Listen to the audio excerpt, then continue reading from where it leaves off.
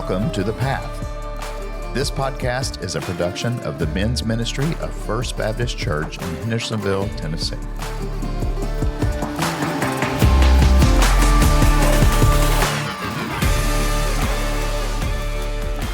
Welcome to the Path Podcast. I'm Jeff Tarkington along with Foster Carney. Today we have a great guest. It is the worship pastor of First Baptist Hendersonville, Jason Breland.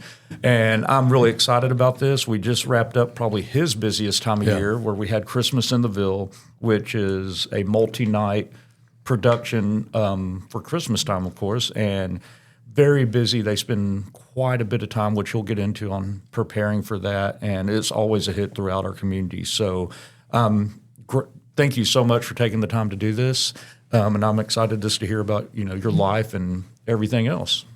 It's not very exciting. We'll see.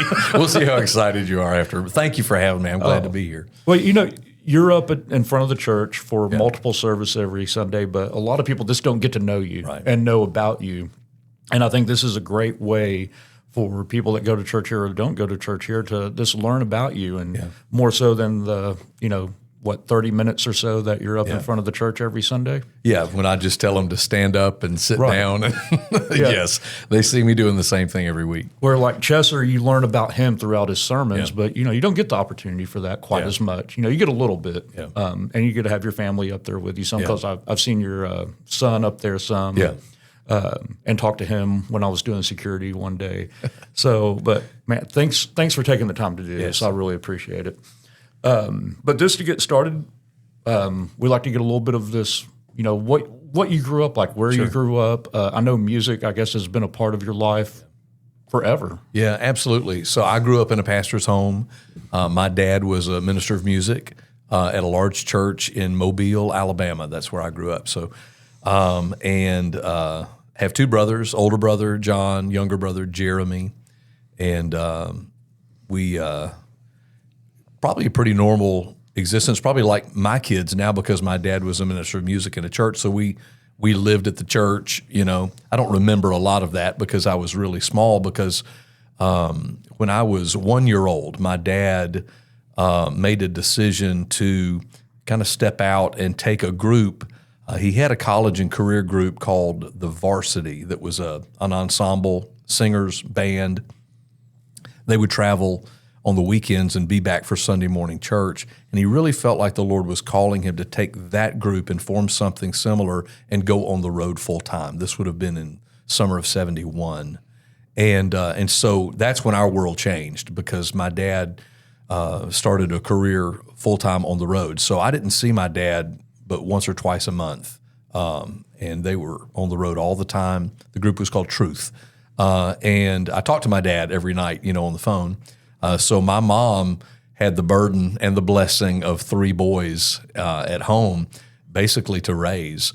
And God really protected our family. And you look back now and you can see just God's provision and His protection. And it was God's calling on my dad's life for sure, because he was on the road for 31 years. So growing up was a little different in our home because my dad wasn't there every day, but they tried to make it as normal as possible. So we stayed active in our local church. I grew up in a great church, very similar to First Baptist Hendersonville, a church called Cottage Hill Baptist Church. Our pastor, Fred Wolf, really pastored the city of Mobile for 25 years, and we had a wonderful music ministry, and I grew up in youth choir, and we didn't have youth worship on Wednesday night. I didn't grow up leading worship.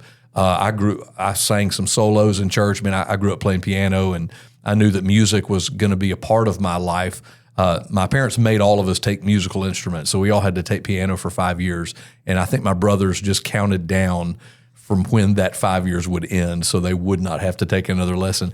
I kept playing through college, so I knew that's kind of the gifting that the Lord had given me, and I was really interested in what my dad was doing on the road always, and so we had a really unique, experience growing up in concerts and meeting a lot of great people. Andre Crouch was in my home, and Bill Gaither was in my home, and lots of great musicians back in the early 70s were very good friends of my dad, and because they were all doing the same thing.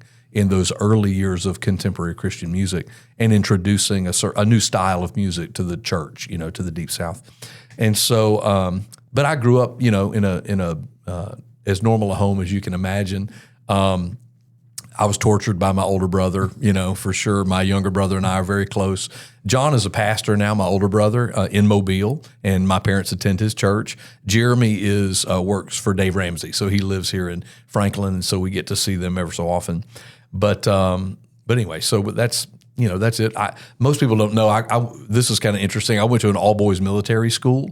In middle school, it became a prep school after that, but we had an all-girls school that were our cheerleaders and homecoming queen and stuff like that. So my middle school, high school years were different because it was all boys, but you know what? It was fantastic. It was awesome because we didn't have the distraction of girls in the classroom. And so we had great relationships with our friends, with our teachers. And so I look back and I'm very thankful for that. My parents sacrificed for me and my brothers to have that kind of an experience, but I believe it really prepared us, in lots of ways for life and for academics. Went to college at Liberty University in Virginia. Loved that. That's really where I started leading worship. Which is kind of ironic because the first time I really started leading worship, there were 5,000 college students in the crowd. So it wasn't. It was really baptism by fire for leading worship, But anyway, that's where I really developed this love of leading worship, and so that's really kind of how it started. That's great. Well, so a lot of times I hear military school and I think boarding school. Yeah. But was yours a boarding school? It was for a number of years back in the 60s. It's the oldest private school in Alabama. It was started in 1893. It was called UMS, which is University Military School. So the barracks were turned into classrooms by the time I got to school, and we didn't wear military uniforms. My class did in first grade. But then by the time I got there, we were just in coats and ties every day. So, but it was an interesting setting, and the school is still one of the best schools in the South now. It's a great, great school. So did it have any kind of Christian influence? Like you got a lot of them around here where they're certain denomination or non-denominational, but they have a Christ influence. It had no religious affiliation. I believe the founder was a believer. 10 Commandments were on the wall. We had a motto that the fear of the Lord is the beginning of wisdom. So there were some influences there, but really I was probably one of 2 or 3 Christians in my class, and so it was a real opportunity to share the gospel with my friends, and we saw a lot of fruit from that.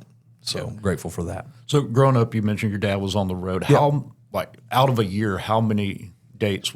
How much was he gone? Okay, so this is mind-boggling, honestly, when you think about it. Because Truth would do about 350 concerts a year. So how many days are there in a year? Not too many more than that, Right. And so, so just about every day, Truth was in a different city doing a concert. Sometimes they would do multiple concerts a day. In the early years, they would do something in the morning, something at night. Even when I went on the road after college, we were still doing 320, 330 concerts a year. That is a lot of dates. But there were 20 of us on the road. We had a 45-foot, bus, a van, a 53-foot tractor trailer with our equipment. And if we didn't work, we had to buy 10 hotel rooms and 60 meals. And so it was just better for us to work. So Truth was one of the groups that we didn't really charge a ticket. Sometimes that was up to the host, but it was a love offering basis is how the ministry really existed. And so, it was just better. And we would go and have a great meal at a church, before a concert, and stay in host homes from the church. And so it was you don't really do that anymore, and that's really. Is that still a thing? Because I remember that from back in the you can't do it anymore. 90s. I tell you what really changed everything. This is an interesting aside, but what really changed life on the road was cell phones, because for 28 years or so, 40-foot bus, 15 to 20 people, and the outside world was shut off. So we were together. It was a real family. As far as, just the spiritual growth and time in the Word and in prayer together and those relationships being cultivated. And lots of our folks met their spouse on the road. But when cell phones became normal for folks. The connection to the outside world was there 24/7. Yeah. So you could be on the bus with 15 other people and never even talk to them, And so life's really changed. The other thing that changed is church culture changed. You saw churches dropping Sunday night services. Families got busier. We used to be able to book a Tuesday, Wednesday, Thursday, Friday, Saturday, Sunday night concert, and we would have trouble booking a Sunday night because churches didn't do Sunday night services anymore. And so really life on the road changed. And you saw this huge swing toward praise and worship music, and everything became more participation in the congregation and not just sitting and receiving. In fact, in this day and age, people really sometimes have even demonized that and said, hey, that's all performance. I mean, I can remember sitting in truth concerts for 25 years and being ministered to, but not really I'm not standing up and singing the whole time. So I almost feel like there was this lost art of the special song that's shared, and I'm sitting back and just on the receiving end of that, if that makes sense. And so anyway, but I mean, artists still are out there touring and things like that, but nobody tours 300 plus days a year. I mean, anybody that tells you they're on the road full-time touring, they're doing 100, 125, 150 dates a year. So growing up, of course, music was huge. Did you have any other hobbies, interests, anything else you were involved in? Yeah, I mean, we played sports. So my dad was a great baseball player, and so he pitched until he threw out his arm. My older brother John is 6'6", and so he was. We played basketball, so it was that's what we played in our house. So my older brother John, he was drafted Division I to go play college ball. And both he and my younger brother were state champion high jumpers, and we all played basketball. And I probably had to make a decision. I think it was in ninth or 10th grade, where I couldn't do the things that I wanted to do musically and still play ball after school because of the conflict, just the time schedule. Yep. And so what I ended up doing is I became the voice of the. So I emceed all the basketball games starting my sophomore year in high school. So I called all I was on the mic in the gym. So that's the way I stayed connected, and I lettered in all of those sports because I was calling the games. And I didn't play. I wasn't big enough to play football, but I loved throwing a football. So most people don't know that, but I can throw a football 40, 50 yards accurately. I love to throw football. We had a college quarterback live with us one summer when I was in 8th grade, and we threw the football every day. He was a quarterback at Baylor, and so he taught us how to throw the football. So that's one thing I loved is I would sing the national anthem before a football game, but I could throw further than the quarterback on the football team. But and probably all the piano lessons helped with that too, because I played piano every day. Well, I was going to hit on that, Jason. You brought, I think. I'm not going to say, you brought Jefferson up to the house and maybe Amy too, and y'all were looking at the cows. And Bo he wanted to throw a football with you. And Jason had this football and hummed this thing. Like Bo kept going and going and going. And I was like, Bo. And Jason effortlessly threw this thing across. And I can't throw like that. I mean, I can't do it. And so I was amazed by how far you could throw a football. So anyway, I'm glad you mentioned that. Oh, my God. It's so fun, like you talking about having to pick it. Were you a fan of the Andy Griffith Show? Big time, yeah. Remember when Opie's having to pick between football and piano? Yeah, and then the coach comes and plays piano. Oh, he can do both. So I love the Andy Griffith Show. So sometimes I'll reference it a little too much on things. Well, what's interesting, too, is that my brothers, now they all say they wish they had kept taking piano.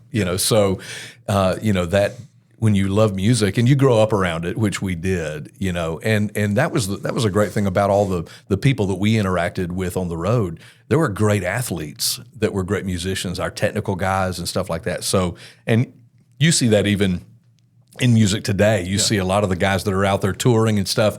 They're all working out. They're all playing basketball. They're all doing stuff like that. So yes, you can be athletic and musical at the same time. It's fun. I'm coaching an upward basketball team, and one of the things we got on yesterday, I forgot exactly what it was, but it was about having to practice at things, and one of the girls on the team said she loves music and loves to sing. I go, that means you have to practice at that. You have to be in shape. Yeah. And I brought up one of the biggest pop stars right now, but that just did 3-hour-long concerts. And I'm like, to be able to do that, think of what kind of shape you have to be in to stay on stage, moving around, singing and everything. And it's the same for you too. Like you're up there.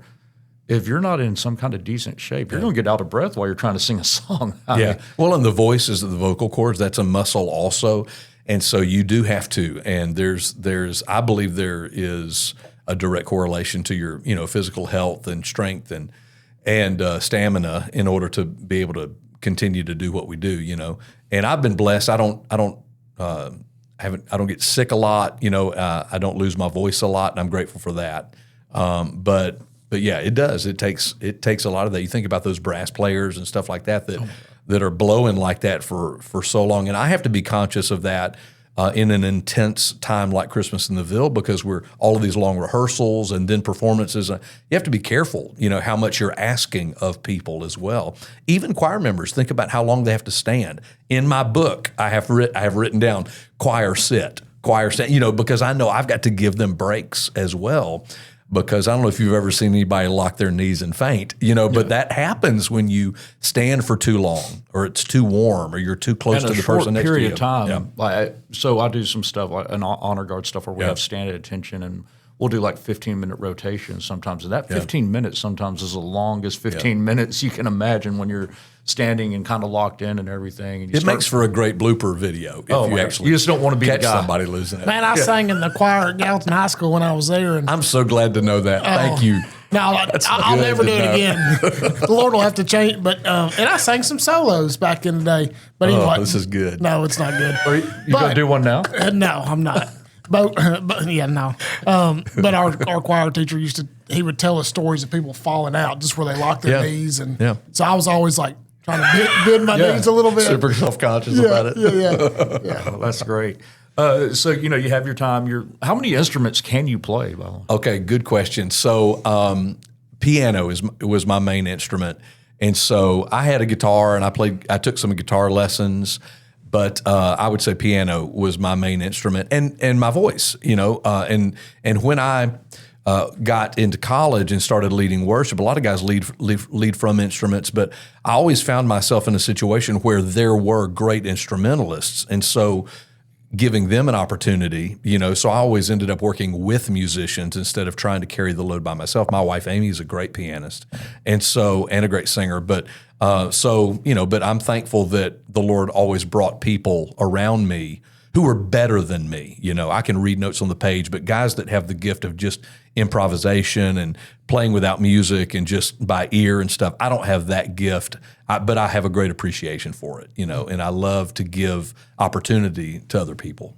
That's great. And Foster saying he would sing in choir. I've never been a singer, but one of my most stressful times in church is when they would want you to clap and sing, because I can't do it. Yeah. I can do one or the other, and neither one of them very well. But if it's like, hey, we're going, and people start trying to clap to the rhythm of the song, and if I'm trying to sing, I cannot do that. Well, imagine adding a sway into that too. Oh my gosh! So swaying, clapping, and singing. I'm just gonna have to sit down.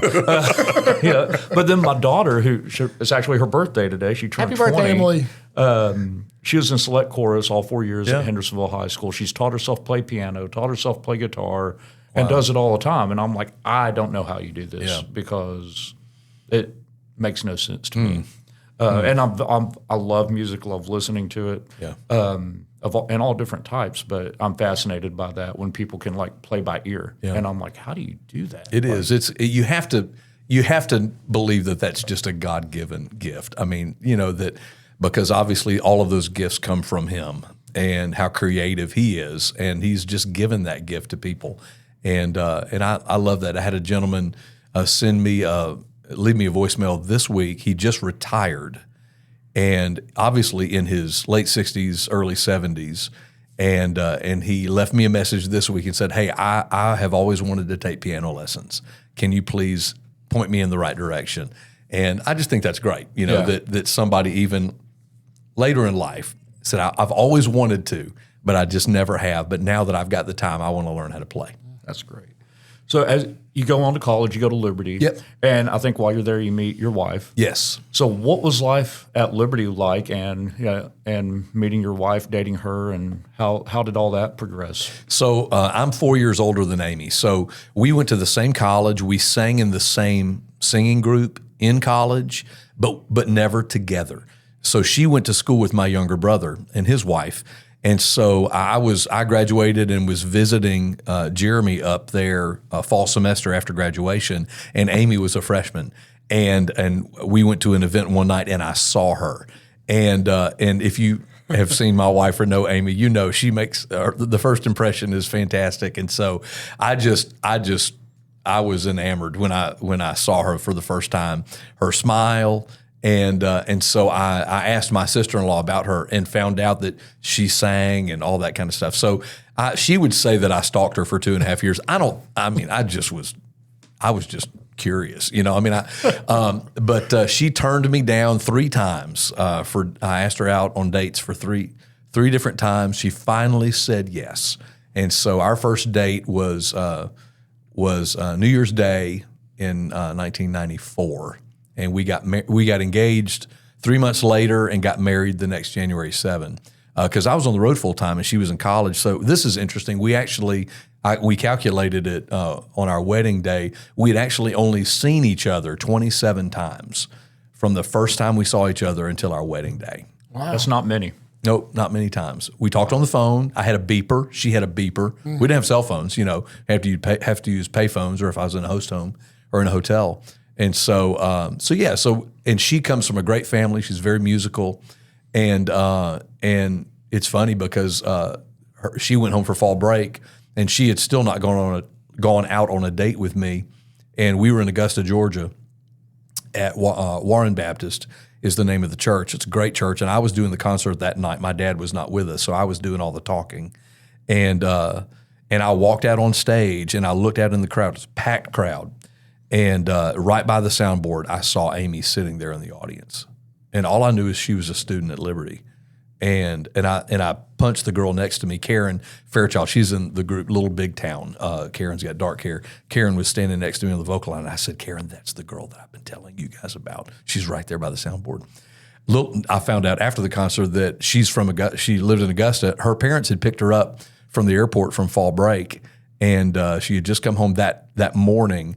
And her parents said, "Hey, let's go to this Truth concert. We've not seen Truth in 20 years. Let's go to the concert tonight." She was like, "Sure, okay." And she had no idea that I was going to be there on the road. So we reconnected that night at a Truth concert. That's great. And so it was great. It was great. You're elbowing and saying, "Hey, that's who I've been talking to." Is she elbowing her parents? That's the guy that's been stalking me. She was doing the same thing. I think she was. And so, so we got married, and she came on the road with us. And so we were on the road for 4 years together. Our first daughter, Emily, was born while we were on the road. And so after a year, we bought a motorhome, and I was driving after the concerts behind our bus, and we did that for about a year. And right about the time that we would go on stage, Emily needed to go to sleep, and we just realized that this was going to be hard, to try to do this full time. And Amy didn't want to be at home by herself. We wanted to be together. So different situation from my mom and dad, and so that's when we really started praying about what was next. So we moved to Nashville, we moved to Franklin, and I started interviewing with record companies and studios, and I didn't really know what I was going to do. I really didn't think I would end up in church, to be honest. And a pastor friend in Ohio called me, and he said, "Hey, I'm looking for an interim. Would you fly up here on the weekends?" And I said, "You know what? We're really looking for a place to land." And so we went up there, and we just knew that that's what we were supposed to do. 2 weeks later, we packed our a moving truck and moved up to Cincinnati, to Mason, Ohio.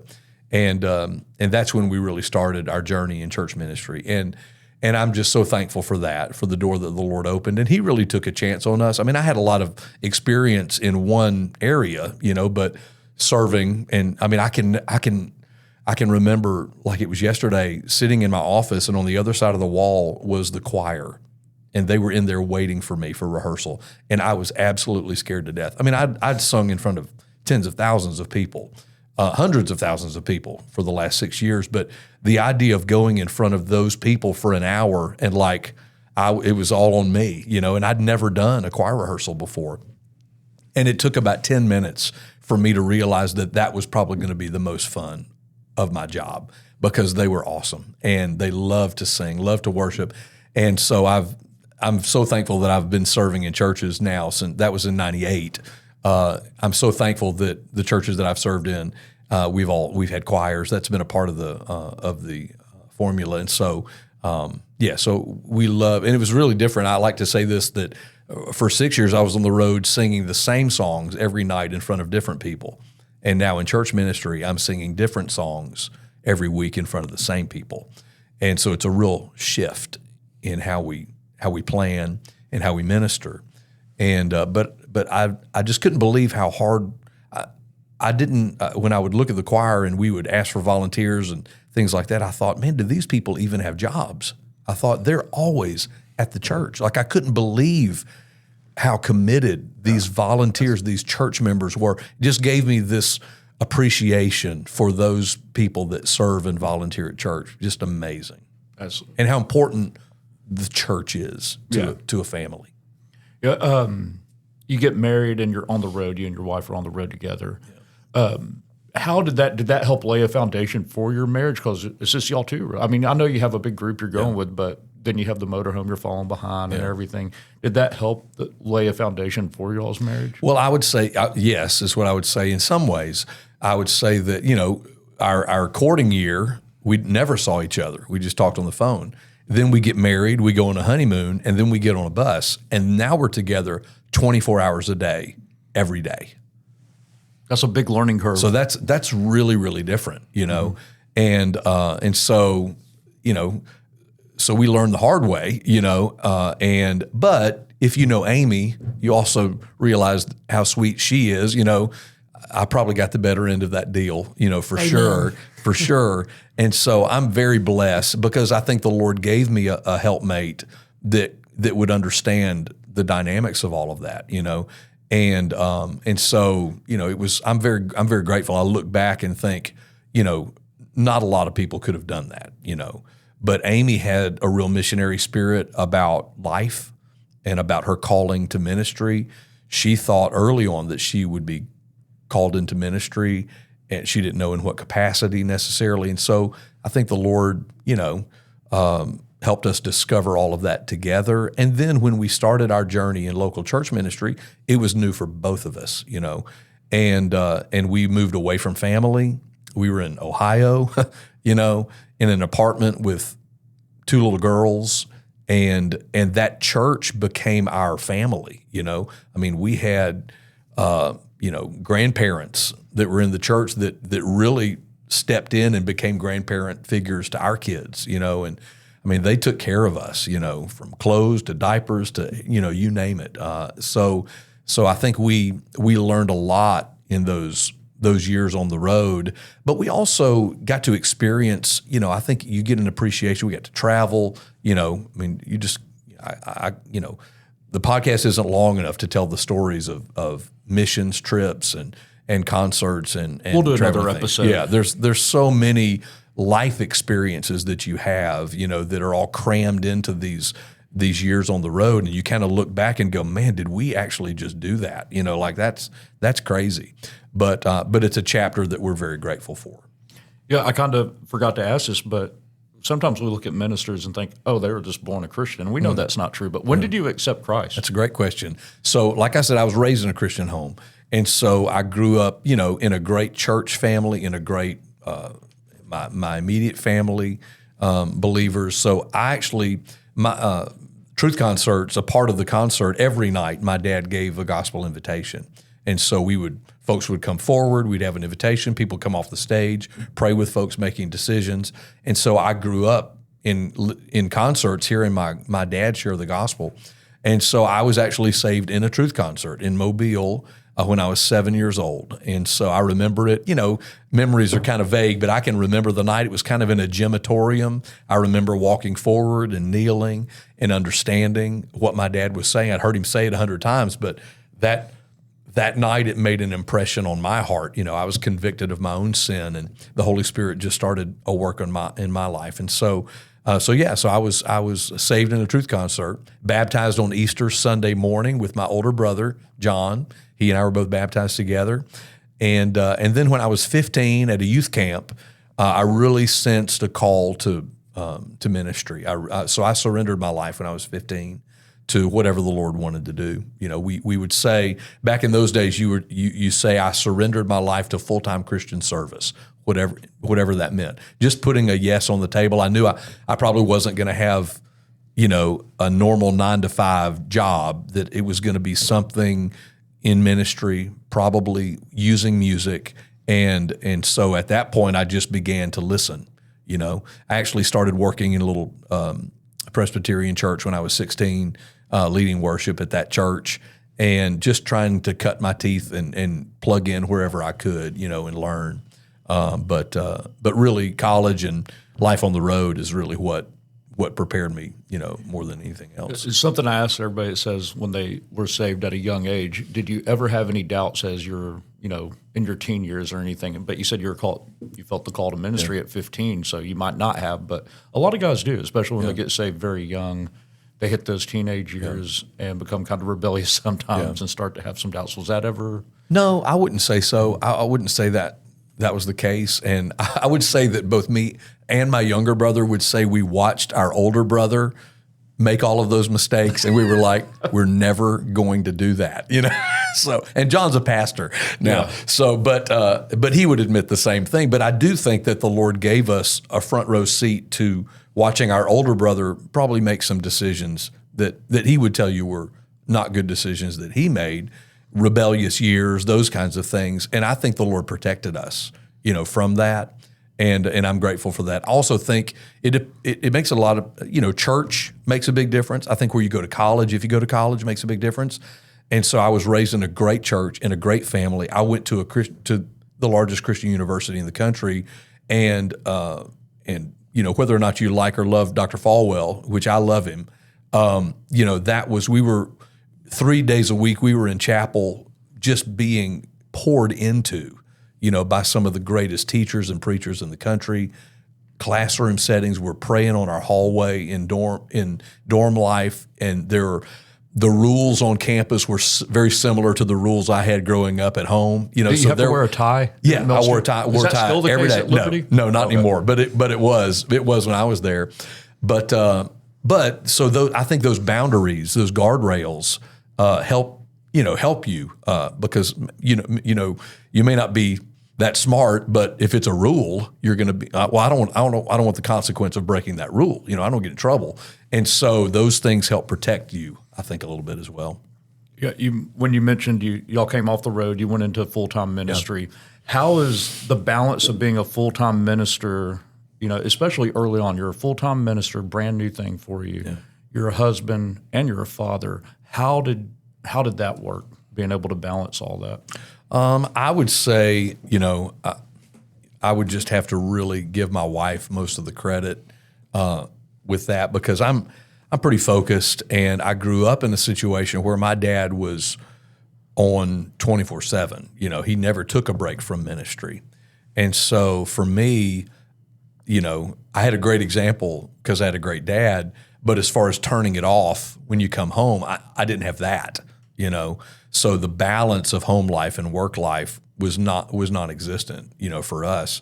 And so for me, ministry can very easily be all-consuming, I also think about, my wife is we're partners in ministry, so we're very passionate about the same thing. We have a lot of the same gift sets. Our kids were also raised with those gifts and those interests. And so, whether it was right or wrong, we would talk about ministry a lot at home. We talk about church. We talk about music. Those things were very natural for us. But I think the Lord, protected us, and I'm grateful for my wife's patience, with me, because I think I'm still learning those balance lessons even now. I think also, it's different if you're in a church for 30 years or in 5 or 6 different churches over a span of 30 years because there's transition in all of those things. And so, that can be hard, for your family, for your kids. We look back and see how the Lord has taken us from point A to point B to point C and see the impact that that's had on our kids and friendships, relationships, moving away from family, all of those kinds of things. That's tough. Amy told me, she said, if you move anywhere else, I'm staying here. You have to go by yourself. I'm not going anywhere else. And we're thankful to be in a church where we believe the Lord really has called us for the rest of our ministry. We love serving here and very grateful to be here. And so we don't anticipate any other transition happening, which gives you this freedom to plant roots and to build relationships and to pace yourself, in ministry. And so, so I think that even now, Amy looked at me, just the other day, what are we going to commit to this new year? I said, we need more dates. We got to spend more time together. It's all the real stuff, all the stuff that that you got to prioritize, because ministry, life, work, whatever you call it, can be all consuming. And a lot of it depends on your personality. I'm very focused, and I can just be really, I can forget about everything else and really focus on things. And so I've got to learn that lesson to turn it off. I think that's the way you talk about Amy, and I think oftentimes ministers, the wives are forgotten. Yeah. And the way that you say y'all are partners in ministry and the way she supports you, and because you do have a lot of the same talents and stuff, I think that's great. I know I'm going to call out Foster for a minute, but this was probably like a year ago when he was new as the men's minister, and Jackie told him, hey, you're killing it at church, you're killing it at work, but you're forgetting about home. Yeah. And I think a lot of ministers can go through that. And my brother's a minister, he's a pastor in Florida, and the wives are often kind of forgotten about while you're ministering everybody else's needs. And, you have a choir you're responsible for, you minister their needs. They're going to call you when they need something. And I think it is so important to have that support from your home. And I think also one thing that I've learned also is that communication is really key. Meaning, it is important to turn it off when you go home, but it is also important to keep your wife in the loop on what's going on, so that she feels like she understands and has perspective, and that she's connected to what you're doing. Otherwise, I'm having all of these conversations and I'm working all of this, doing these things, and she doesn't know why. She doesn't understand. And that's not fair to her, So I think that, and the other thing is, our wives are a lot smarter than we are. And so God's given us a helpmate there for a purpose, and if God's called me, God's called her, and I benefit from her input, and we can all, if you have that kind of wife, you can look back and go, man, I wish I had listened to her. She knows what she's talking about because she has insight, and so I'm very grateful, for that. I want to add to that just a little bit, because you just hit on something that I've been grateful to have Jackie, but it's easy to get discouraged in ministry too, because a lot of times, at least, and I don't have experience in ministry like you do, Jason, but for the almost 2 years that I've been here, a lot of what you're dealing with is negative things in people's life. Yeah. Like you're here and they're coming to you because they're searching for the Lord and not really sure the best way to get to Him. And Jackie says, don't forget why you're there. Like, don't forget your calling. And because sometimes I catch myself getting wrapped up into the wrong things in church that I don't have any business being wrapped up into. And she's like, hey, don't forget. And I'm like, man, I needed to hear that. Yeah. Because I feel like it's easy to feel like you need to be the problem solver with everything. But also what you said I think is important, keeping them in the loop. Like, I'm not going to, if Jeff tells me, hey, I'm really struggling with this in my marriage or in my work or whatever, and I need you to keep this confidential, then I'm not going to go home and share that with Jackie because it needs to be kept confidential. But if they don't ask me to keep it confidential, then I'm probably going to bounce some ideas off her, because she is a woman in the Word every day. Yeah. And the Lord speaks to her just like He speaks to me. So having that sounding board, a godly sounding board to bounce off of, has been extremely. I would have already walked out of here just because it can be so overwhelming by myself. But with her and with the other men in this church and friendships like Jeff, it's doable. Yeah, that's good. Yeah. Thank the Lord. Yeah. So let's get into the big thing. Y'all just wrapped up Christmas in the Ville a few weeks ago. When you get done with that, do you just is it like a big sigh of relief? Because that is a big undertaking. Well, it's funny because we always look at each other, choir and orchestra, and we're like, man, we got it now. Let's do it again. So you work towards something for so long, and then you're kind of sad, to see it go. But very grateful the Lord gave us another great Christmas season. Music is, we tell the choir and the orchestra, we got 52 big events a year. It's every Sunday morning. We prioritize Sundays. And so we don't do a lot of other things.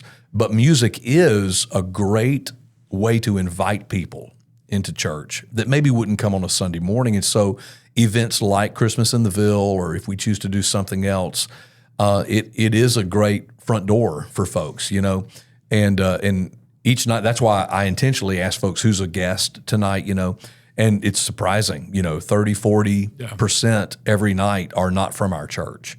And so we work hard, and our preparation starts, like I'm finished with Christmas in the summer. Like I know what we're doing. We have a big retreat in August where we roll out everything, and then we start rehearsing and planning, and music is just one dimension of it. But just seeing everybody be able to use their gifts and just being a cheerleader for everybody, and then also kind of a ringleader, for the circus that's happening, and making sure that everything happens correctly. But you look back and you're just amazed that it came together. And one lesson that I've learned, in bigger organizations is you do have to trust people to do their job. You can't do everybody's job for them. And I can be a micromanager because I'm a perfectionist and I want things done a certain way. But I love giving it away to people that are capable and seeing them rise up and do their best. And so it's a real team effort. And we have kind of a newer team. I've been here 3.5 years, and we've hired a couple of people in our office. We've hired some new technical people. And so really, this was the first Christmas in the Ville where I would say it was my team, pulling this together. We scaled some things back a little bit to make it a little more simple this year, and just to really get our hands around it. And I could not have been more proud of the job that everybody did. I'm so thankful, and the Lord gave us capacity crowds every night, and so we're very, very grateful. And it's funny because you always have folks come up and say that's the best Christmas, and I'm thinking, you said that last year. I think people have short memories for one thing, so I don't think they all are well-meaning for sure. I get it, but what an encouraging thing to hear. That's the kind of feedback you want.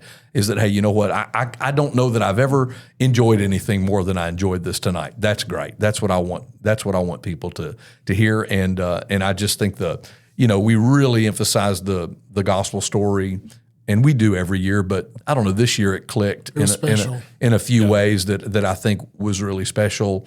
We didn't just stay at the manger, but we kind of told the story of the cross and the resurrection toward the invitation in the nativity scene. And so I think it had some power that maybe we've not tapped into in recent Christmas in the Villes. And so I'm thankful for that. When you said you had one lesson, I thought it was going to be not to have a live camel. Oh, yeah, I would call that a lesson. I call it more like a mandate from Dr. Chester. He's looked at me and he said, "No camels." I said, no problem. So how many months of prep work, like with you get your program and you're ready, and then you have to start rehearsing. Yeah. But I'm guessing when you're rehearsing, you're also having to you're rehearsing on top of doing your normal Sunday rehearsal. Yeah. So is it like you go through, you do your Sunday, and then you go, oh, we're going to practice this one song for the Christmas in the Ville? Or what's that look like? So it's interesting because we have, each year we have about a dozen people join us for Christmas. So they're test driving choir. They're from other churches in town that don't have choirs. And so we invite people. We consider Christmas in the Ville choir an on-ramp for church membership, for choir, for serving. And so we allow people to do that. So what we do is we start early. We start at 6. And every Wednesday night, starting after Labor Day, we go 6 to 6:30 Christmas music. And then we shift after that because we still have to get ready for Sundays. And we've got a lot of songs. We sing a lot of music on Sundays. And so we pack that rehearsal in. We do some Sunday afternoon rehearsals. And we also have an online platform called Planning Center that's just a wonderful, most churches in the country use that today because it's an online resource for rehearsal. So they can go and listen, and we kind of load on there every single thing they could need if they're driving in their car. If they can't be in rehearsal on a Wednesday night, they could still have a rehearsal in their choir and get prepared. And we don't, our program is not super long. We were about 75 minutes, and that's doable. Yep. In our church, our choir is used to memorizing music, and we have roadmaps with lyrics kind of on the screens that they see, and that helps them remember. We cue them for certain things, and honestly, by the time we get there, like we had great. I was very, very pleased with the confidence of the choir and the orchestra by the time we got to Christmas in the Ville. And I've done this for 20. How many? This is 26, 27. This will be year 28 in church ministry. And I've done this enough to be able to know the pacing of things, to know what's maybe doable and not doable. And I have to encourage the choir and orchestra sometimes. I'm like, hey, I know don't be discouraged. We're going to get there. It doesn't have to be perfect yet. This is our goal right here. And somehow, Lord, with the Lord's help, we always arrive. We get there, and we don't peak early. We never peak early, and you don't want to. You want to peak right when it's time to peak. And so, so it is a commitment, but it's great. People love singing Christmas music. So. And they also understand the why, behind it, and I think that motivates us as well. Yeah, I've been to a lot of church Christmas programs, Christmas in the Villes and everything. Yeah. And one thing, a lot of, like you said, 30 to 40% maybe of people in the church don't go to church here. Yeah. And that might be the only message they get about Jesus is Christmas in the Ville. One time a year. That might be like, I went to that church for Christmas in the Ville. Let's go try that again. Yeah. Is there ever a concern, and we talked about this a little bit about how people like to call out churches on social media for their Christmas programs or anything. Yeah. Do you ever worry about anything? Because I've never seen a program here that does not focus on Jesus. Yeah. Is that ever in your mind or anything? I mean, I think that our church, you have to consider our church family, who we are, where we are, who God's given us, because my responsibility is to equip others to do. And it also is to use those that God's brought to us. So we look at our setting and our people, and we go, okay, who do we have? How have you gifted our church? Like, what's our program going to look like? And that's why, we've got these girls that dance, and then we've got a staff member who used to be a Radio City Rockette. Well, I mean, that's a no-brainer to me. That's like, okay, well, we need to use.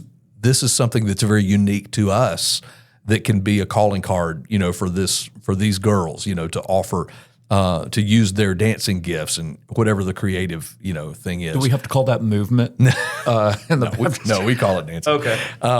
So right now I'm brainstorming what they're going to do next year, because we're going to do something different. We're not going to do the wooden soldier dance next year. I thought that was great. And Foster's daughter was one of them. Yes, Maddie was. They did such a great job. But the ice skating, was that real ice? Yeah, no, it's called glice, and so it's like Lego pieces that fit together.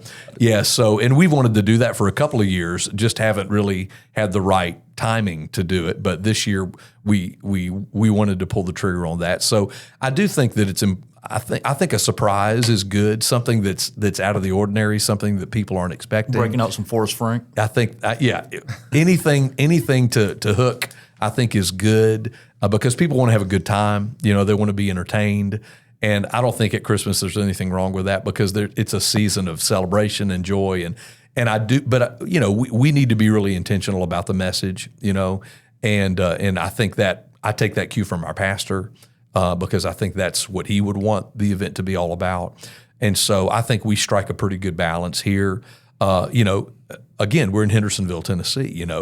People in Dallas or Houston or New York or Los Angeles, that's a different clientele. It's a different crowd. It's and so I don't cast judgment on what they do. And a lot of those folks have been doing that stuff for years and years and years. And people buy tickets. People, it has its own purpose. And so, but I really feel like that we're kind of zeroing in on who we are and what we can do and what we should do, and I think the results are evident. That people are enjoying it, people are responding. Had one choir member come to me 2 Wednesdays ago and say, "Hey, we invited our friends from work, and they came to Christmas in the Ville, and they came back the next Sunday to church." And that's what you want. And that's awesome to me. That's what it needs. That would be the win, not somebody walking away saying, "What a great show!" What a great. Can you believe they did this? Kind of a thing in church. I can't wait to come back in a year. Yeah. So what you want is you want to make people comfortable in church. You want them to have a good experience and to want to come back. And I think the Holy Spirit does the heavy lifting there. If we're faithful to lift up the Lord, He said He'll draw people into Himself. And I think that the Holy Spirit can do in 10 seconds what we would endeavor to try to make something happen in 10 years. I mean, he can just do it immediately. And so that's what we want. So how do we set the table for that, And so we try to be really prayerful and faithful in that. Yeah, you talked about being in different places as a music minister, Ohio, Alabama, and other places. And now you're in Hendersonville, which is just outside of Nashville, which is Music City. Sure. Nashville's hub for country music and Christian music. Yeah. What is it like being here? And there's talented musicians everywhere you go, but now you have, in our church, we have so many professional musicians, and the talent there is a lot of talent. Yeah. What is that like? Wow. Great question. I think a couple of things. I think it's a great responsibility. I think that it's important to not lift up and glorify the gift. Each one of those talented people is a person with a testimony, and I think the Martins are a great example. Rockland Road, Paul and Jamie and their kids, they're wildly talented. They travel full time, as an artist, as a group, but they serve faithfully in their home church. And they're not the only ones. There are others, but they're the example that sticks out to me, immediately, because this is the church they grew up in. They raised their kids in this church, and they just love our church, and they serve here faithfully, and they don't do it for a paycheck, or they just do it because they know that they have gifts that can be used here. And so I pray that others would see that as an example to them, that. And I think that, excellence kind of breeds excellence. I think that we'll see the Lord continue to bring talented folks to us. Nashville is obviously a melting pot. People come here with all kinds of gifts. Honestly, I think it's it can be a real oasis for musicians who maybe don't get the nod or the green light or the contract or the opportunity, but for them to realize, hey, you know what? You can use your gifts. Those are God-given, and let's use them to glorify the Lord and to lift up the Lord. I think that, we've got some guys that are full-time musicians that serve here faithfully, and they have testified to me that, hey, you know what?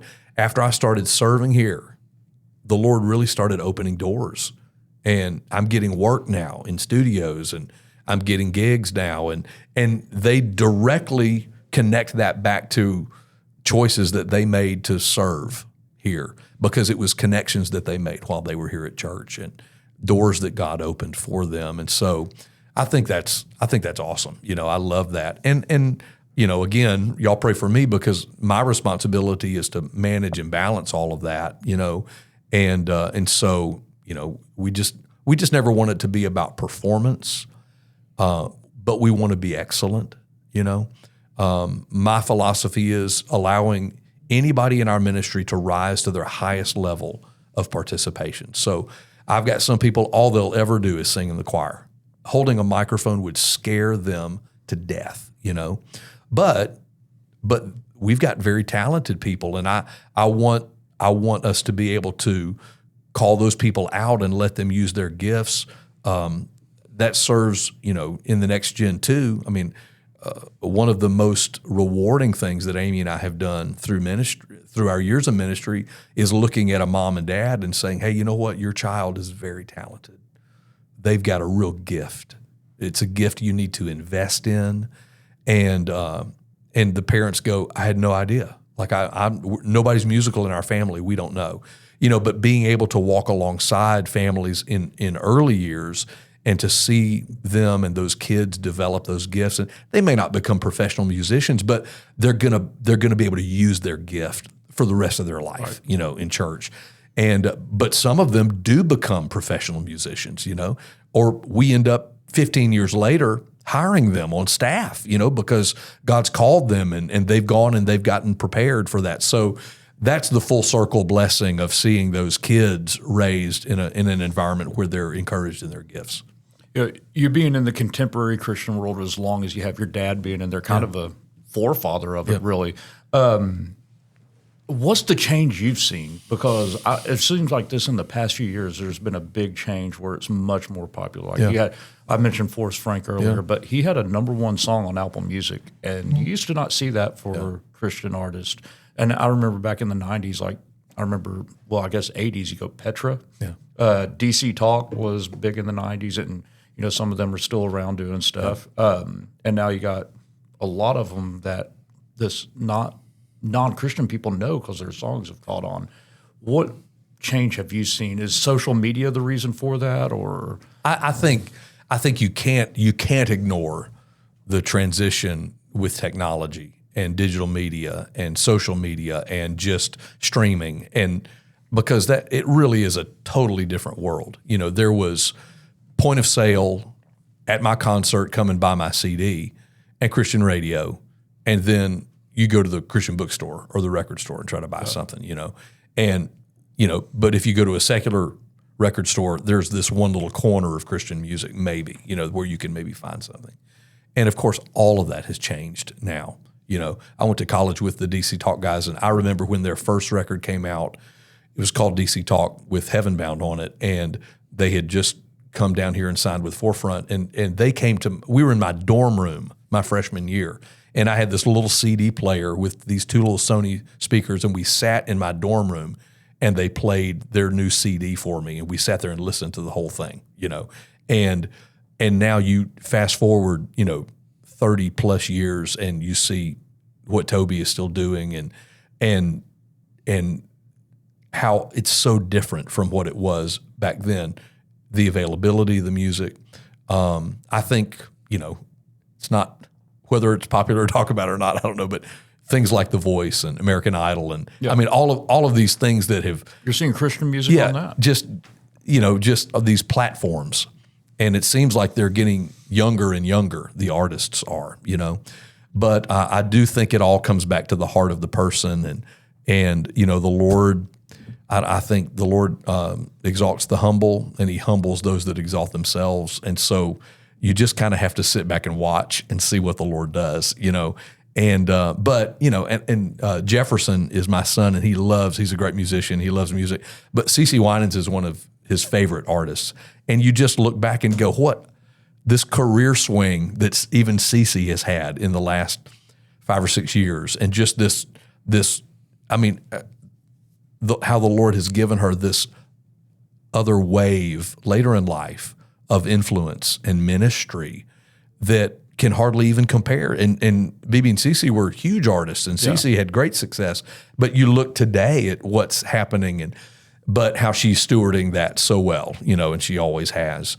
So yeah, it's a phenomenon, but it's also a great responsibility, because of how visible, how accessible, and so you pray for those guys, that they would remain faithful, and that God would still, protect them and their families.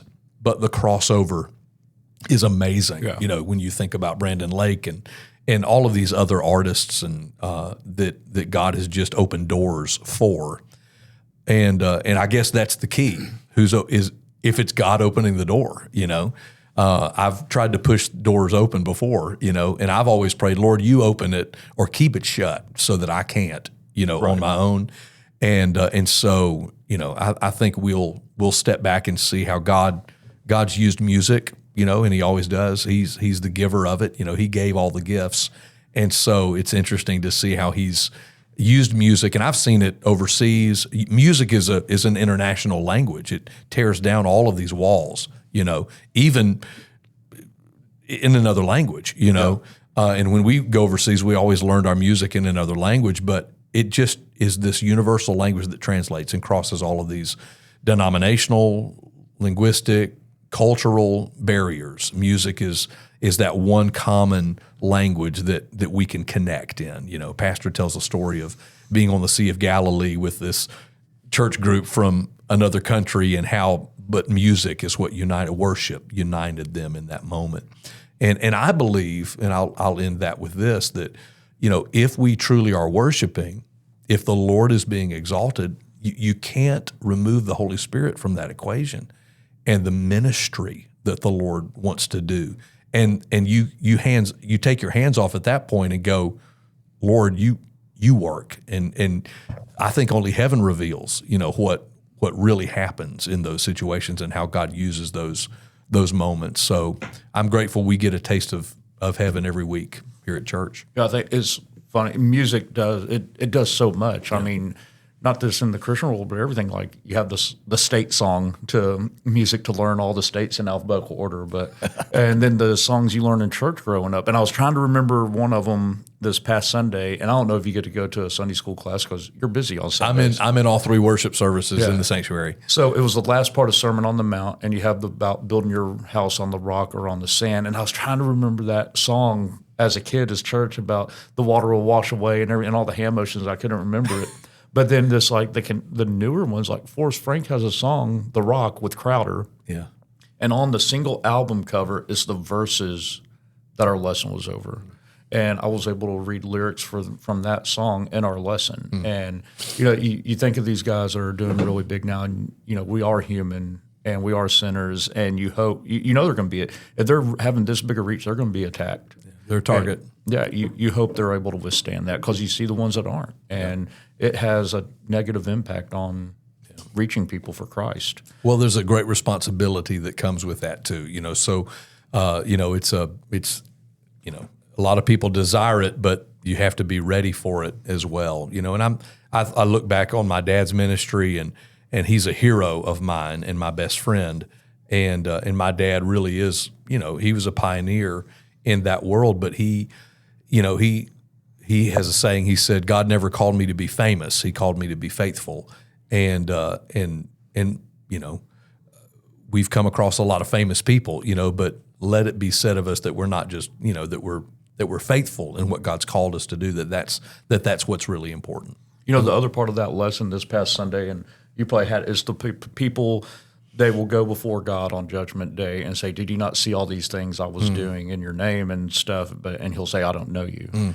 If you're out there and seeking the fame instead of trying to bring other people to Christ, that could be that. Yeah. You know, I didn't think about that till you just said that. You know, if you're out there seeking fame but trying to use God's name to seek your fame, that's not the right thing. But even in a church setting, and you can boil it down to even on a Sunday, and I'm going to convict myself when I say this. I'll take it because I want the Lord to do that in my own heart. But I believe that you can tell. I believe you can tell if somebody is using a platform or a gift for the purpose of trying to exalt themselves, to perform, to stroke their ego, or is there a humility about them, you know, and is there a sensitivity to the Spirit, and is it ministry, you know? And I always want that to be the case, you know, for us, because I think it's really important. I don't think you can worship God in your flesh. I think they oppose each other, and I think we have to die to our flesh in order to worship the Lord. And so it's really important that we stay there, we stay humble before the Lord, and because I think people can tell the difference. Our egos are our biggest enemy. Like even with this podcast, you want it to be successful, you want to have listeners, but if it gets too focused on, hey, what can we do to make this have more listeners or whatever, you start to lose the focus of what it's supposed to be. Yeah. It's supposed to, give people the opportunity to hear other people's stories, lead people to Christ, get them involved. If they're listening in another state, hey, get to your local church, be involved in your church, and not to give me glorification or get Foster glorification. And that's a battle. Yeah. I mean, because we like to hear we're doing good. I mean, just like you want to hear after you come, hey, that was a great song. Y'all did so good on that song. You want to hear that. You don't want to hear, man, y'all really messed up. Well, I tell the choir all the time, and because, what you love to hear after a service or whatever, you love to hear, man, hey, the choir sounded great, or soloist sounded great, or the orchestra sounded great. But in our setting here, what you want to ask yourself is, how did the congregation sound today? Yeah. Because our goal and our mission is to lead the congregation in worship. And so I always ask the choir, hey, we got to remember that our job is not to sing for the congregation, but to lead the congregation in singing. And because Pastor preached that message last Sunday of the year on Psalms, hymns, and spiritual songs last year, and it really was a call for us to sing. I mean, Scripture commands us to sing more times than it commands us to pray. And so, are we using our voices? Are we singing? Are we lifting up the Lord? And so that's a great measuring stick for us on a Sunday is, how did the congregation sound today? Something I've heard, and I might get this wrong, but something about a sign of a healthy church is men singing and babies crying. That you want to hear that in your church, because that means, it's engaged. Yeah. Especially Foster. I mean, if we could need to get Foster hear to do a Foster solo. singing. He's doing a solo next Christmas in the Ville. Listen, I smoked way too many cigarettes from middle school to about 3 years ago. Now you have the raspy voice. That would be great up there. I don't know. Do you have a favorite part of the Bible or a favorite verse? I do. I love the Psalms, I think, because of the call to sing. And so I identify with David in a lot of those passages. And so I love to quote the Psalms. We sing a lot of the Psalms in our songs that we sing on Sunday intentionally. A lot of great songs have been using those lyrics. My life verse was Philippians 1:6, confident of this, that he who began a good work in me carry it on to completion until the day of Christ Jesus, that I'm this work in progress, that I'm not a finished work on the shelf, but I'm supposed to be clay in the hands of the potter, until I see Jesus, that I'm willing to be molded and broken and reshaped, and I'm saying that. But I can have confidence that he's causing all of that to work together for my good. I would say I probably gravitate to the Psalms. But I love Scripture. We love reading the Bible together, and it's a priority for us in our lives. And I'm thankful for our church. I've often said that I think folks are intimidated by the Bible because they don't know where to start. They just pick up the Bible and think, what am I supposed to do? And I think it's awesome that we have a daily reading plan that is, that's not too much or too little, but it's something that we can digest. And I would encourage listeners to go on our website and look at our daily reading plan. And if you're not already in the Word, to jump in. And that's a great place to start, because it's a plan that you can follow, and just see how the Lord meets you in His Word. If you're not comfortable reading, you can get the Bible app, and it will read it to you as you're driving. You can listen to it while you're driving to work. Yep.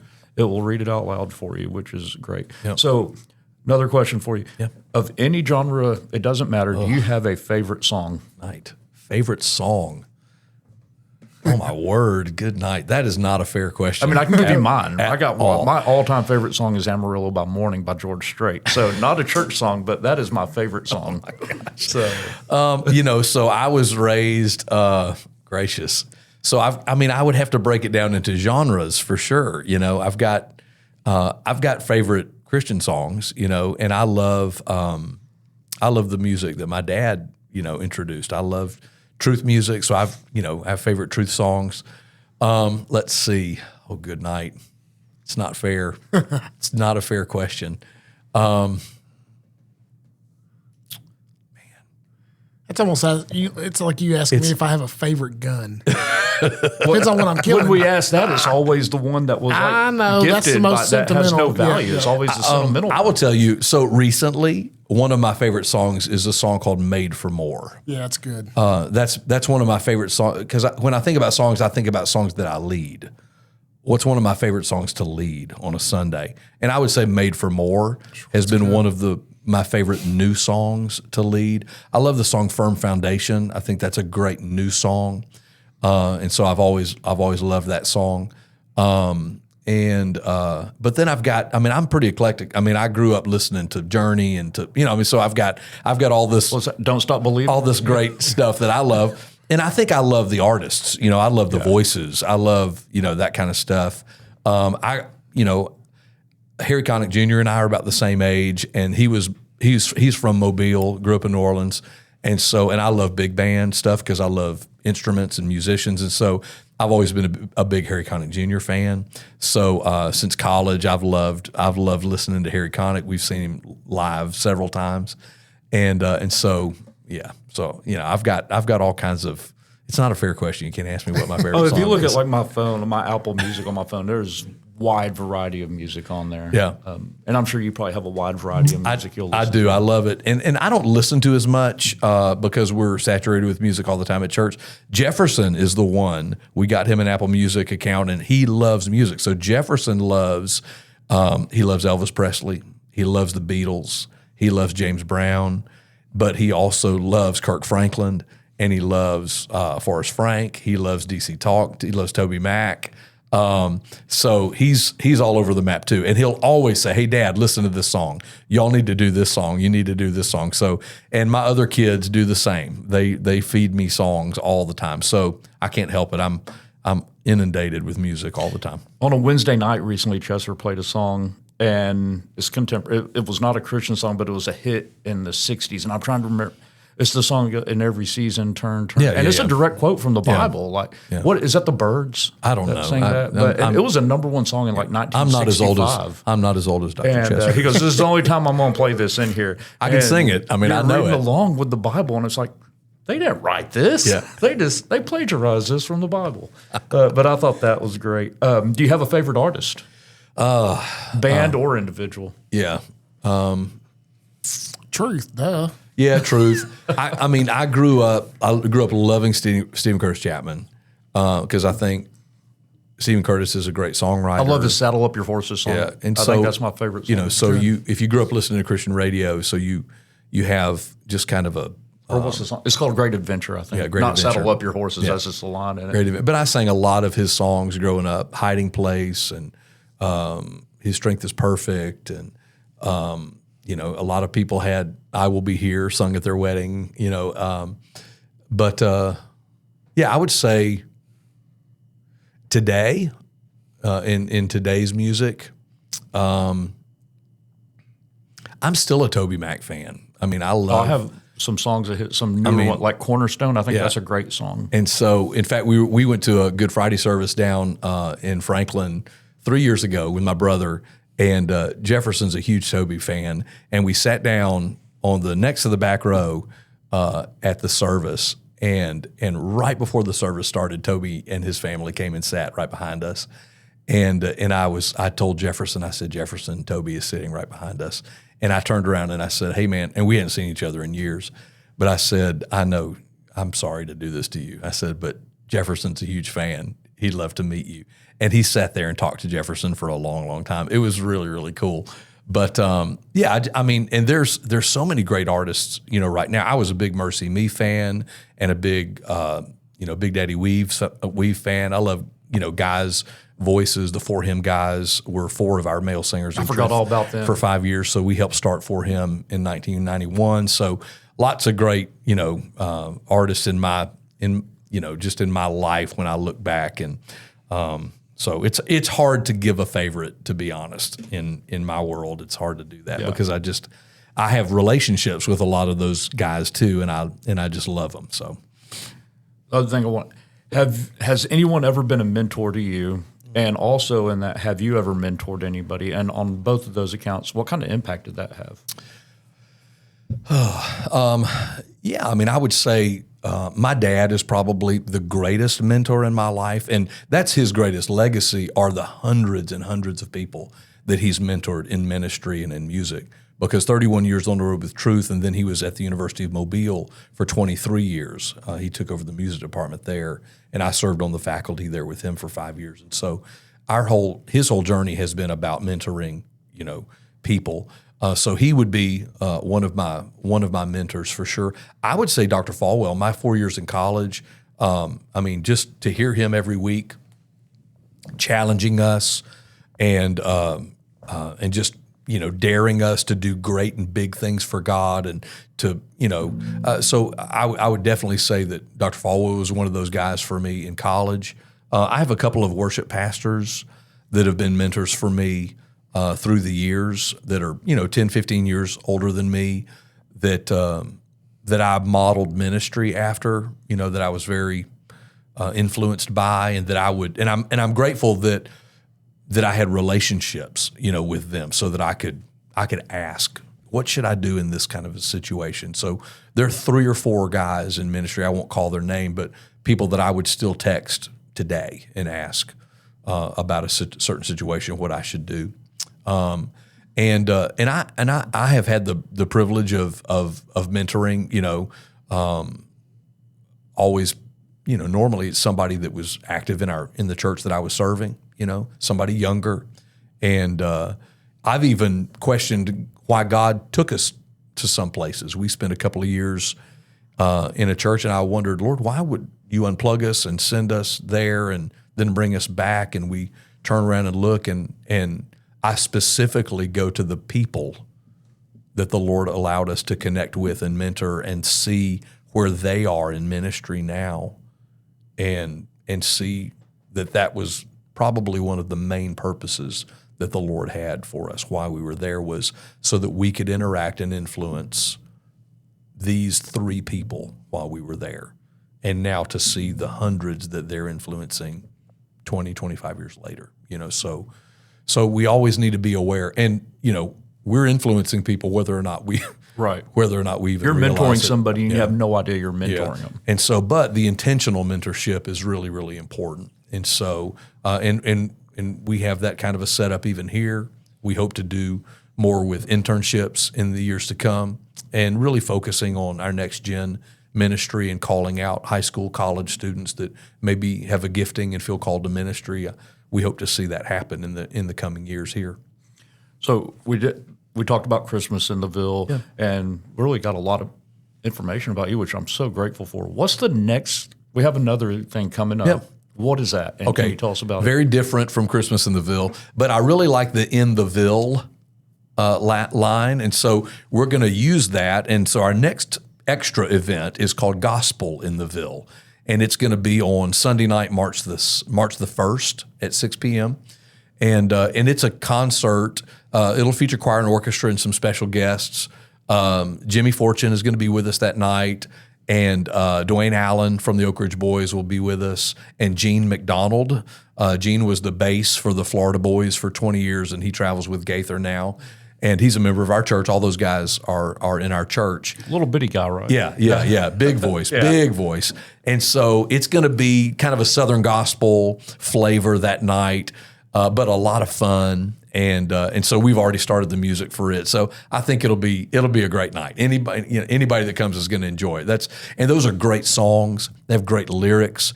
We're going to be singing the gospel, singing about the blood, but tapping our toe and having a great time. So I think I will not be night. tapping or clapping. As long as you're not singing at the same time, it'll be fun. Yeah.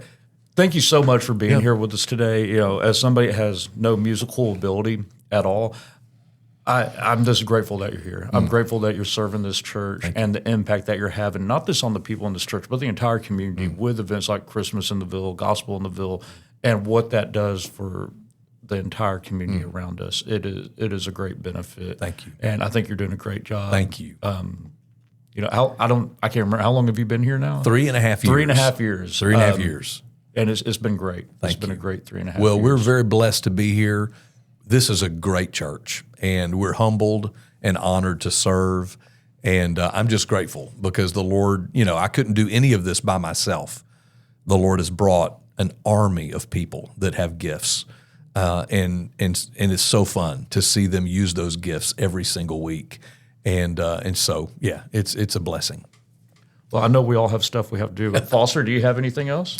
No, it was good. It was good just to sit here and listen and be reminded of why we do what we do, and keeping the Holy Spirit in the center of our direction as we move, really relying on Him. So I appreciate you saying that. I do. Jeff always mentions this, and I want to mention it this time. But man, if there's anybody listening that has any questions about what does it look like to follow Jesus, what does it look like to get plugged into our choir or connect groups or whatever, reach out to us. My phone number is 615-330-5972 or fcarney, CARNEY at FBCHTN.org, and send some questions or call over something, because we this is a ministry and we want people to be able to plug in, and so we're grateful for anyone that listens. Jason, we're grateful for you and the direction you're taking our church with the music. You allow our kids to be a part of it. If anybody wants to be a part of it, you allow that. So we're grateful. And man, I'd love to close this with a prayer if y'all don't have anything else. Unless y'all want to sing something. No, probably better pray. All right, that's fine. That's All fine. right, let me pray for us. Lord, thank you for today. Thank you for this time that you've given us with Jason. And Lord, thank you for allowing him to share his heart for his family and for his ministry. And Lord, I just pray that every one of us will dive deeper and look harder at the gifts and the talents that you've given us, and teach us how to use that for your glory and honor. And Lord, if there's somebody in our life right now that we're feeling that nudge or urge to reach out to or speak into, Lord, I pray that you'll give us the boldness and courage to do that, and be gentle and sensitive to the Spirit, as Jason mentioned earlier. Lord, give us that ability to be sensitive and slow down and pay attention to what you're doing right in front of us. And thank you for allowing us to come along and be a part of what you got going on, Lord. We love you.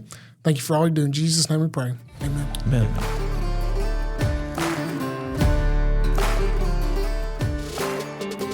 Thank you for listening to this episode of The Path, a podcast production of the men's ministry of First Baptist Church in Hendersonville, Tennessee. For more information, or if you have questions, please visit our website at FBCHville.com. That's FBCHville.com.